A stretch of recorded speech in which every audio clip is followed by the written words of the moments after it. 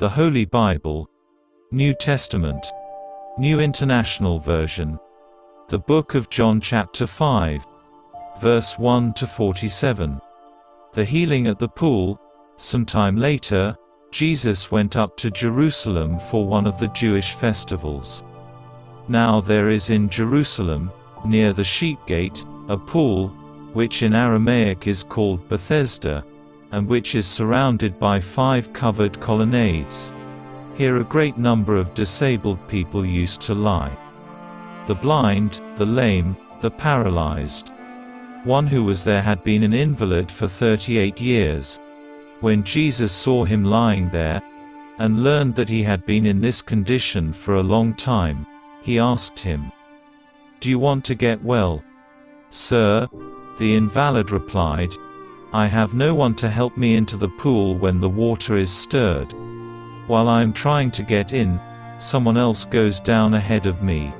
Then Jesus said to him, "Get up, pick up your mat and walk." At once the man was cured. He picked up his mat and walked.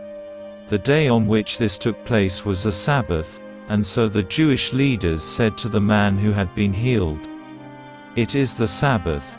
The law forbids you to carry your mat." But he replied, "The man who made me well said to me, 'Pick up your mat and walk.'" So they asked him, "Who is this fellow who told you to pick it up and walk?" The man who was healed had no idea who it was, for Jesus had slipped away into the crowd that was there. Later Jesus found him at the temple, and said to him, "See, you are well again.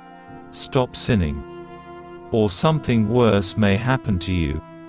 The man went away, and told the Jewish leaders that it was Jesus who had made him well. The authority of the Son. So, because Jesus was doing these things on the Sabbath, the Jewish leaders began to persecute him.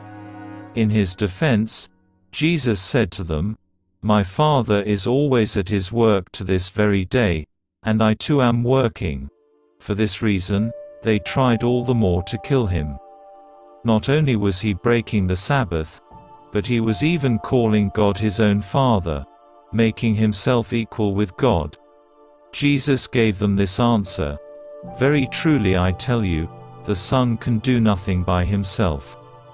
He can do only what he sees his Father doing, because whatever the Father does, the Son also does.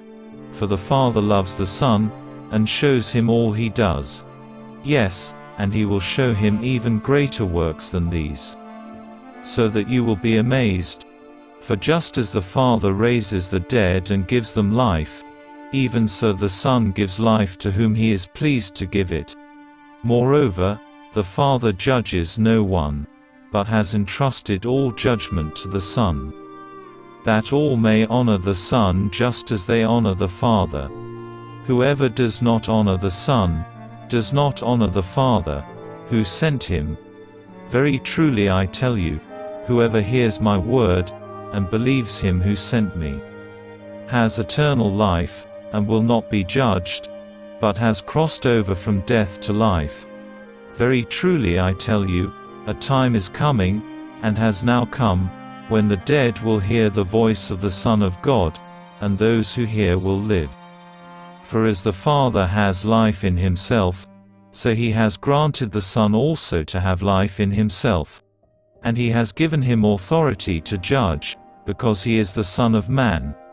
Do not be amazed at this, for a time is coming, when all who are in their graves will hear his voice, and come out.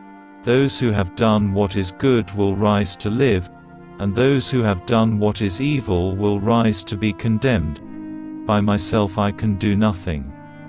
I judge only as I hear, and my judgment is just, for I seek not to please myself, but him who sent me.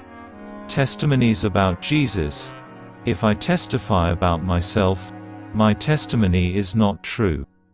There is another who testifies in my favor, and I know that his testimony about me is true. You have sent to John, and he has testified to the truth. Not that I accept human testimony, but I mention it that you may be saved. John was a lamp that burned and gave light, and you chose for a time to enjoy his light. I have testimony weightier than that of John, for the works that the Father has given me to finish, the very works that I am doing, testify that the Father has sent me, and the Father who sent me has himself testified concerning me. You have never heard his voice nor seen his form, nor does his word dwell in you, for you do not believe the one he sent. You study the Scriptures diligently, because you think that in him you have eternal life. These are the very Scriptures that testify about me, yet you refuse to come to me to have life. I do not accept glory from human beings. But I know you. I know that you do not have the love of God in your hearts. I have come in my Father's name, and you do not accept me. But if someone else comes in his own name, you will accept him. How can you believe since you accept glory from one another, but do not seek the glory that comes from the only God? But do not think I will accuse you before the Father. Your accuser is Moses, on whom your hopes are set. If you believed Moses, you would believe me, for he wrote about me.